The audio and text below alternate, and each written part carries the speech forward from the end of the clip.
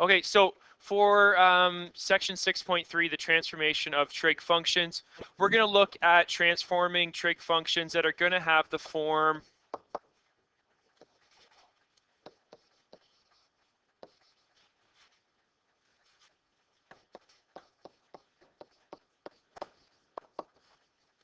Okay, so we're going to look at transforming some log functions that have the form a log k x minus d, all that in brackets, plus c. Okay, and just like before, we're looking at a, k, d, and c being numbers. Okay, so there'll be some variables. We get there'll be numbers. We'll say they're real numbers, and they can be anything. We can put them as negative, positive, whole numbers, decimals, kind of whatever we want, and they'll do the same sort of thing. So we went through with the iPads. We did a little bit of investigation. What you should have found is that the A value is going to affect the vertical shift or compression.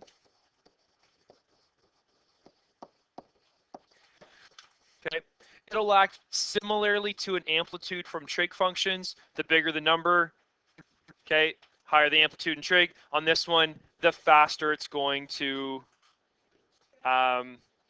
stretch or compress. We'll talk about kind of which ones.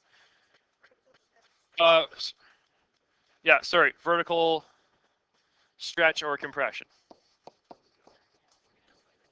Okay, so it could stretch, it could stretch our log function way out, or it can compress it in. Okay, similarly to polynomial functions, okay, the A value can cause a reflection in the x-axis.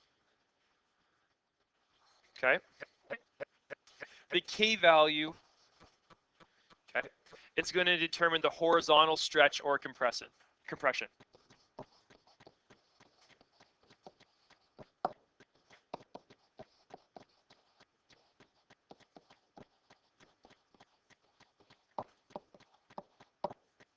Okay, our D value is going to determine the horizontal shift.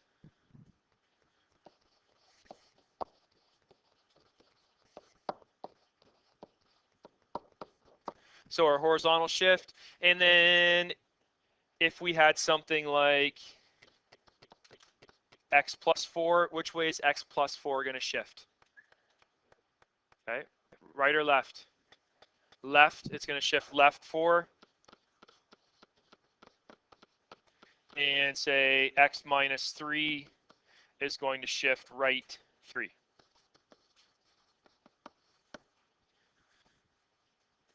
Okay, the C value is going to be the vertical shift.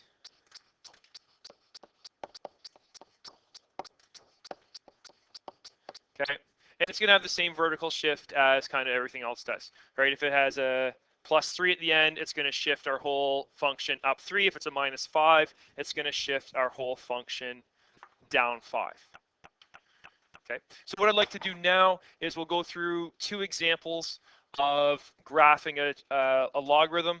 And our first one, let's come up with a graph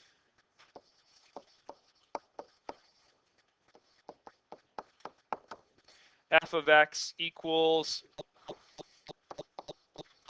2 log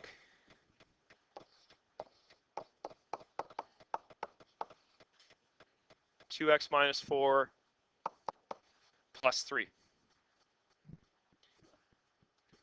Okay, so similarly to how we graph trig functions where we just looked at graphing with the k value and the a, we'll do the exact same thing here. So let's look at coming up with a graph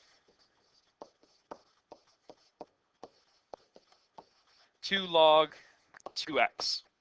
Okay, if we can come up with that graph where we've stretched it and we've compressed it as needed, we can take that and we can shift it left or right, up or down as needed. Okay. And how we're going to come up with this graph is we're going to use some of the properties that we talked about yesterday. Okay, we're going to look at, or we're going to use the fact that log of 1 is 0. And we're going to use the fact that log base 10, so log of 10 base 10 is 1. Okay.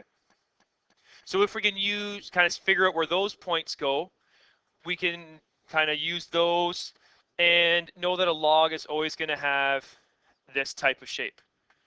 Mind you, it's going to have that shape before it's been reflected about the x-axis or the y-axis, which we'd have to account for, but we can use that to help us out here. So in our base log function, so this is, if this is log x, at 10, we have a point 1, so we have 10 comma 1, and over here we have a point 1, 0.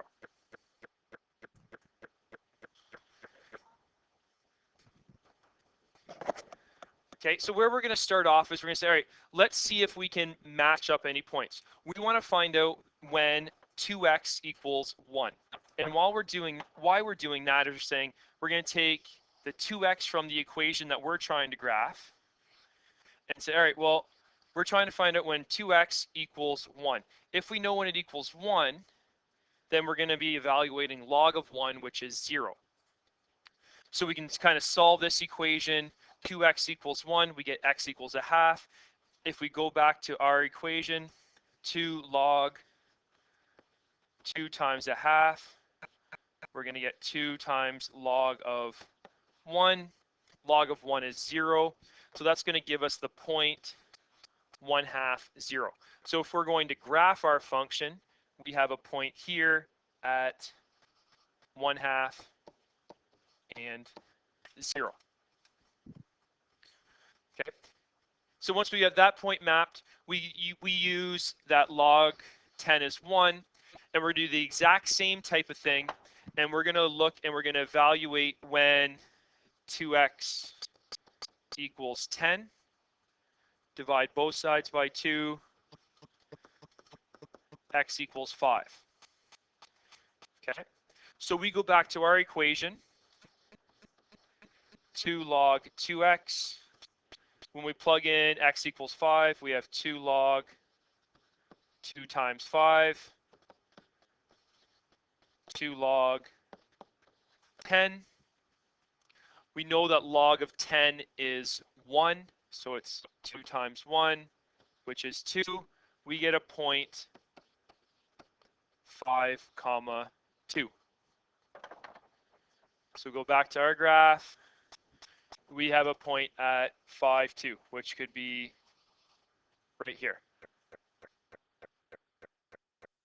Okay.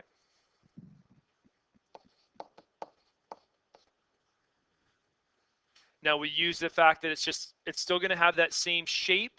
It's still going to look like a logarithm. Make it go through these 2 points. Our logarithm is going to look something like that. Okay, so we've come up with a graph for 2 log 2x. Now we have to shift our graph 4 units to the right and 3 units up. Okay, and we're doing that because we have a shift here of 4 units to the right and 3 units up. What I would do from there, how I would graph that, I would look at where my axes are. I would put in my asymptote. So we have an asymptote at x equals 4. And then I would map my kind of main points to where they needed to be. So our point of 1/2, 0 gets mapped 4 units to the right. So it's at 4.5. It gets mapped 3 units up. So we have a point here of 4.5 and 3. I would do the same thing for my other point. I would take my 5, 2 point, I'd move it 4 units to the right, so it's at 9. I'd move it 3 units up, so it's at 5.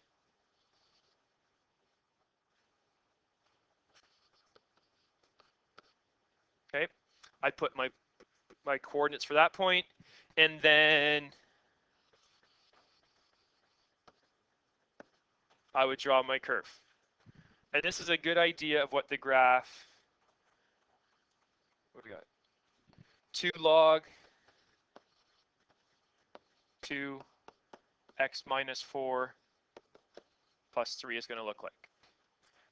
Okay, so we're going to look at graphing this function. So what's our base function that we're going to look at getting a sketch of first before we do any translations left, right, up, or down? What function are we going to look at graphing first?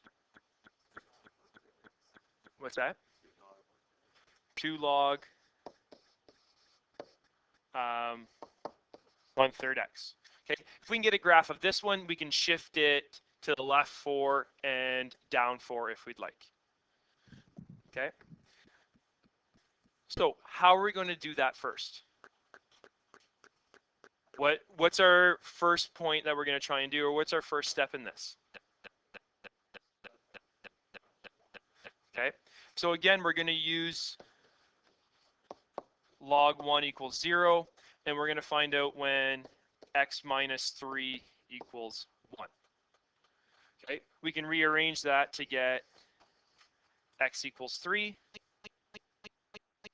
which is going to tell us when we go log 2 log 3 over 3 for our function, that's the same as 2 times log of 1. Log of 1 is 0, so that's 2 times 0. That's going to give us a point of 3, 0. Okay, so we start building our function the exact same way. We have a point here at 3, 0. What do we do next? Okay, we're going to use that log 10 is 1.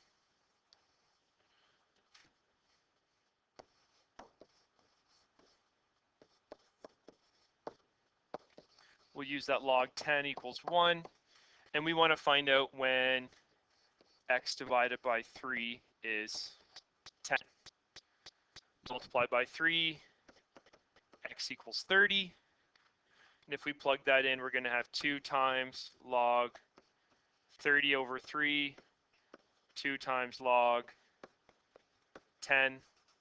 Log 10 is 1, so we're going to get a point of 30 and 2. Okay, so we can go back up to our graph, put a point at 30 and 2. Let's just say it's there. We know we have an asymptote at x equals 0.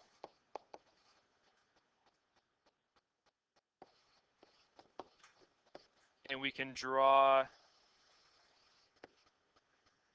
a logarithmic function through our 2 points. Obeying our asymptote, we're on the right track. Okay.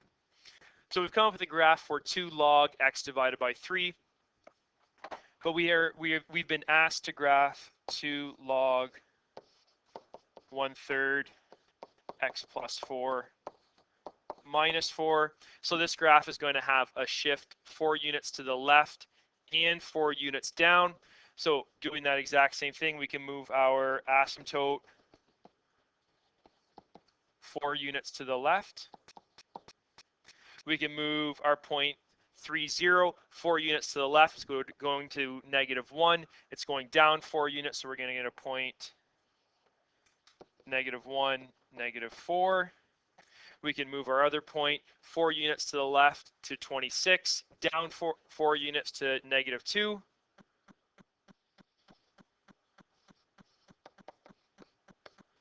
And we can draw our line or our curve through those 2 points, and it's going to look